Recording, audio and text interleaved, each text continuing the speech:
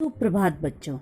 आज हम कक्षा 7वीं का पाठ 1 जो है हम पंछी उन्मुक्त गगन के नामक कविता का पुनर्अवलोकन करेंगे और इसके जो रचयिता हैं वो है शिवमंगल सुमन जी। तो कवि जो हैं अपनी कविता के माध्यम से पंछी के मन के भावों को इस कविता में उजागर करने का प्रयास कर रहे हैं। तो सबसे पहले हम कविता की पंक्तियों को कंठस्थ करते हुए उसका अर्थ जानेंगे। तो हम पंछी उन्मुक्त गगन के पिंजर बनना गा पाएंगे, खनक तितलियों से टकराकर पुलकित पंख टूट जाएंगे। यहाँ पे पंछी क्या कह रहा है कि हम जो हैं खुले आकाश में उड़ने वाले पंछी हैं, हम पिंजरे में बंद होकर गा नहीं पाएंगे और कनक तितलियों से टकराकर पुलकित पंख टूट जाएंगे। और सोने से बनी पिंजरे की तितलियों से हमारे पंख, कोमल पंख, पुलकित मतलब कोमल पंख, टकरा करके टूट जाएंगे। हम बहता जल पीने वाले मर जाएंगे भूखे प्यासे, कहीं भली है कटुक निबोरी, कनक कटोरी की मैदासी। अब क्या कह रहा है पंछी कि हम ऐसे ही भूखे प्यासे मर जाएंगे, चाहे हमें कटोरी में तुम क्या है अनाज दे दो, कुछ भी दाने दे दो, लेकिन क्योंकि हम बहता जल पीने वाले हैं, ऐसे हमें सोने के पिंजरे में ला करके भी दोगे तो भी हम भूखे प्यासे ऐसा ही मर जाएंगे, क्योंकि हम बहता जल पीने वाले हैं। स्वर्ण श्रृंखला के बंधन में अपनी गति उड़ान सब भूले, बस सपनों में देख रहे हैं तरकी फुनगित पर के झूले। जब अगर हमें सोने के पिंजरे के बंधन में डाल दिया है तो उस पिंजरे में रह के हम अपनी गति, अपनी उड़ान, अपनी चाल सब भूल जाएंगे और केवल उसी पिंजरे में रह करके सपनों में ही जो है पेड़ों पर झूला झूलेंगे और इधर से उधर कूदते नजर आएंगे सपनों में। ऐसे थे अरमान की उड़ते, नीले नभ की सीमा पाने, लाल किरण की चोंच खोल चुगते तारक अनार के दाने। अब पंछी कह रहा है कि हमारे अरमान तो ऐसे थे, सोने के पिंजरे में बंद करके हमारे अरमान खत्म हो रहे हैं। ऐसे हमारे अरमान थे कि हम नीले आकाश में उड़ते चले जाते और अपनी लाल चोंच से जहां हमें भी जो भी दाना नजर आता उस दाने को हम अपनी चोंच खोल करके चुगना शुरू कर देते। ऐसे हमारे अरमान थे।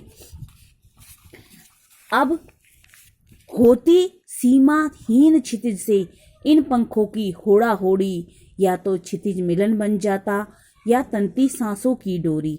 अब कह रहा है पंछी कि उस जो सीमाहीन का मतलब है जहाँ पे राह खत्म नहीं होती, ऐसे आकाश और धरती के छोर पे हम इन पंखों को उड़ा उड़ा के इधर उधर विचरण करते, या तो हमें क्षितिज मिलन बन जाता, यानी हम या तो हम धरती और आसमान से मिलते रहते या हमारी सांसों की डोरी ही खत्म हो जाती। नीड़ न दो चाहे टहनी का, आश्रय छिन्न भिन्न कर डालो, लेकिन पंख दिए हैं तो आकुल उड़ान में विघ्न न डालो। अब वो क्या कह रहा है, चाहे हमें पेड़ पे तुम रहने के लिए जगह मत दो, टहनी मत दो, हमारा जो रहने का स्थान है पेड़ों पे उसको तुम छिन्न भिन्न यानी तोड़ दो, खत्म कर दो, लेकिन अगर हमें पंख दिए हैं ईश्वर ने तो उन पंखों को तुम कैद मत करो, क्योंकि वो अपने आकुल विडान मतलब अपने लंबी उड़ान में उड़ना चाहते हैं। और जब उन्हें पंख दिए हैं तो उन पंखों को बांधो मत किसी बंधन में, ताकि वो अपनी उड़ान खुले रूप से उड़ सके, उनके उड़ान में कोई किसी तरीके की बाधा मत डालो। इस प्रकार से कवि जो है पक्षियों की बातों को कहने जा रहा है। ये थी हमारी कविता। अब कविता के आधार पे कुछ प्रश्न मैं आपको दे रही हूँ जो आपको क्या है परीक्षा के लिए तैयार करने हैं। तो आपके प्रश्न हैं कि इस कविता के रचयिता कौन हैं। प्रश्न नंबर 1, इस कविता के रचयिता कौन हैं। प्रश्न नंबर 2 आपके सामने है कि बहुत से लोग पक्षी पालते हैं, क्या पक्षियों को पालना उचित है अथवा नहीं। अपनी विचार लिखने हैं आपको, इसमें अपनी सोच लिखने की पक्षियों को पालना चाहिए या नहीं पालना चाहिए, और पालना है तो आप क्या सोचते हैं क्यों पालना चाहिए। सेकंड क्वेश्चन है आपका क्या आपने या आपकी जानकारी में किसी ने कभी कोई पक्षी पाला है? आपके अड़ोस पड़ोस में जिसको आप जानते हो उसने कभी कोई पक्षी पाला है? और अगर पाला है तो उसकी देख रेख किस प्रकार की होगी या किस प्रकार की जाती है, एक पक्षी को कैसे पाला जाता है, वो आप लिखिए। तो ये था आपका पुनरावृत्ति कार्य। ये आप अपनी कॉपी में करेंगे भी, और जो कविता का भावार्थ दिया है उसके माध्यम से आप अपनी दैनिक जीवन की जो दिनचर्या है उसके आधार पे इसको क्या करेंगे, लिखने का प्रयास करेंगे। तो ये आपका पाठ का पुनर्वलोकन हुआ।